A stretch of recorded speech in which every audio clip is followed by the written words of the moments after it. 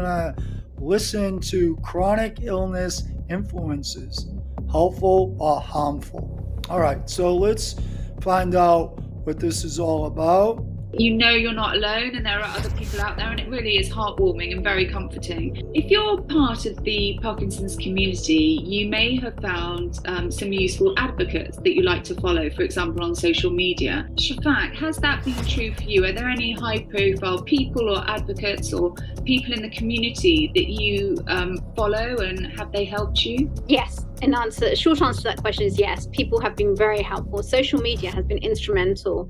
I know it's often considered a force for bad, but with me, since my diagnosis, it has been nothing but a force for good. Facebook is initially the first place I turned to, and that's how I met you, Vicky, which was brilliant. And it's also how I met other people as well. And then a friend of mine, Jane Alty, who's a neurologist now in Australia, told me to join Twitter, and so I did. And honestly, Twitter has been amazing. It's been a savior for me. And I was talking to about this with another friend of mine called David Sangster, who is one of the people that I follow, who works for Parkinson's UK. And honestly, when I say he is inspiring, he is inspiring. He does so much advocacy work, and he has no well, he probably does have hesitation, but he doesn't mind sharing the ups and the downs of Parkinson's. And I find that so heartening because he's just open.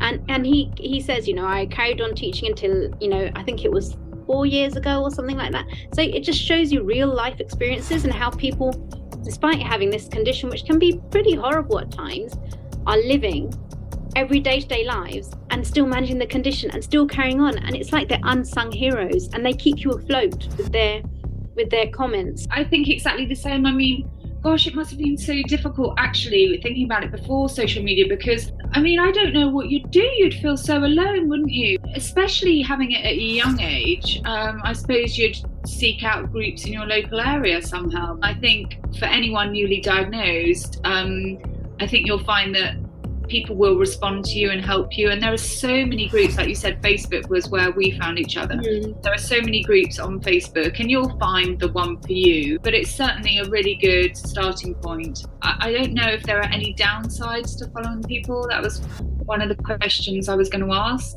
You don't think there's any downsides? I think it's more positive than it is negative. Yes. I can't think of any. You can't think of any. I think the only thing is if you're not ready for social media and you will see everyone at every stage of the condition, and you need to be psychologically ready to see that. I think for the first 6 months or so after my diagnosis, I didn't really partake in I just let my brain get used to the diagnosis, and only then did I venture onto social media. And I think for me that was right. And now it doesn't bother me if I see someone who's got really bad dyskinesia, or the other day I saw on Twitter someone was struggling to put on socks or something like that. And it doesn't bother me because it's just what it is. I sometimes feel conscious myself, actually, because my Parkinson's is still relatively mild looking at me on a screen when I'm exercising as opposed to at home. I sometimes feel that other people with Parkinson's might be thinking, oh my God, I need to be doing more fitness, and I'd hate that for people to think that. I don't think so. I think everyone, like for example, you're earlier on in the condition at the moment, and there's other people that are later on, but we appreciate that we're earlier on, and other people that are further on in the condition will actually appreciate that we are earlier on. And I don't exercise like you, but I do. I like you say, looking at me, people wouldn't be able to tell that I always have Parkinson's. Yeah. It's only sometimes that my tremor comes out, and normally my tremor is very good and comes out only when I'm at home in the evening normally. I do sometimes feel like people might be looking at me thinking, well, you're not really a very good advocate because you're not Parkinson-y enough. Yeah. No one has ever said that to me. Yeah. I think everyone knows, even if you're not exhibiting motor symptoms, the non-motor symptoms are a killer as well. Yeah. So I think all in all, we're saying a yay to social media. It's helped both of us. And also, we wouldn't have found Lived Health, would we? Exactly. We wouldn't have found Lived Health. And Lived Health has been amazing. If you would like to find out more about Parkinson's, please subscribe. We release a new video every single week. All right. So it looks like they're still looking for a solution. Okay. Now, Dean Ornish has proved to prevent, arrest, and reverse Alzheimer's, right? Stage 1. All right. So it's by a whole food, plant-based regimen with eat well, move more, stress less, love more, along with sleep. You're definitely gonna improve just about any health challenge that you have. Okay, so Alzheimer's and Parkinson's have the same underlying condition: inflammation, systemic inflammation, mild grades of systemic inflammation in the brain. So it's just a certain area where the inflammation settles. Okay, so it's your motor skills.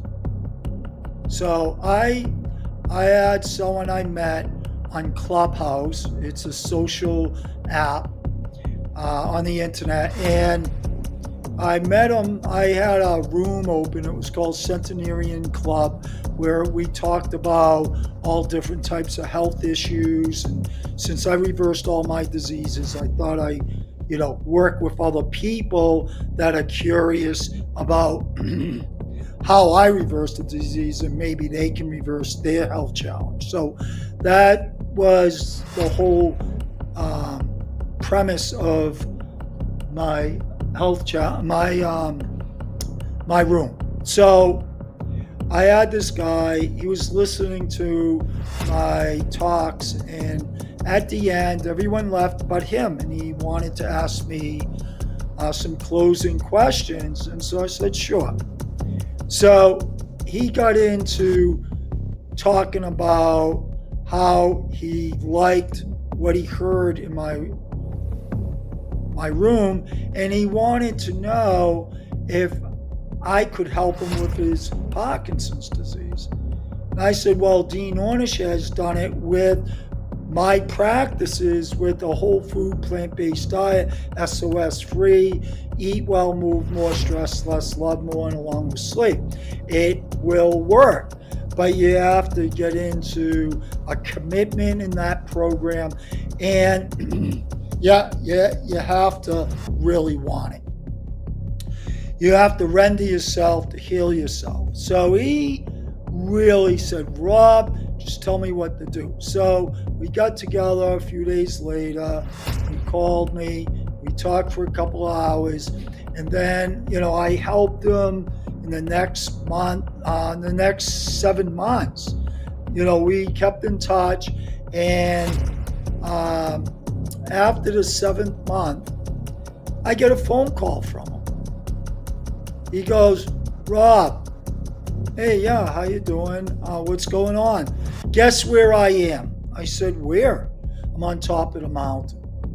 Okay, so he was able, after 7 months, going from 30% mobility to 95, 100% mobility. So, he's still reversing, but he was definitely going in the right direction. So everybody can reverse. You just got to go in the right direction. You got to go down the right pathway. You got to tailor a program that works for you and stay with it. Be committed. Get all the information. All right?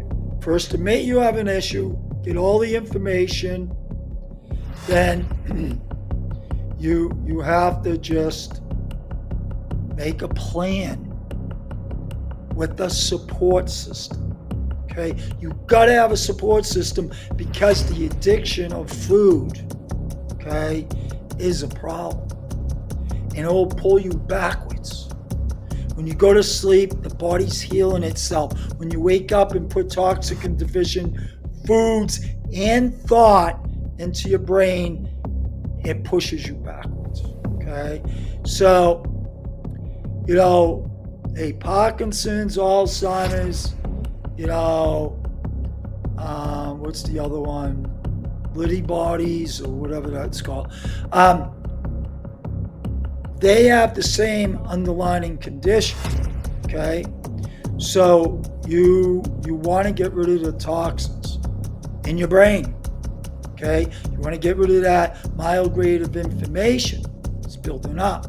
You got to get rid of the root cause. That's the food that you eat, the air you breathe, and through skin absorption. You got to get rid of all the toxins that are getting into your body. Less toxins, better your body can heal. You need fiber foods to help your immune system to build up again so it's not compromised, right? The only way to do that is antioxidants and phytonutrients making perfect cells and energy for the cells, okay? It's the only way. All right, so if you got any questions, you like what you hear, check out my bio, and hope to see you soon. You can prevent, arrest, and reverse just about every disease. I have done it. I have helped out many people do it. You can do it too. The power is in with you. Get the knowledge. Make a plan. And make sure you have a support system that knows what you're going through, so they can guide and support you off of your life experiences, your wisdom. You got to do it your way. You got to tailor the program for yourself, and you got to have those moments so you make those little changes that will help you go down the pathway of ultimate health. Thank you very much for sharing some time with me. See you soon. Bye-bye.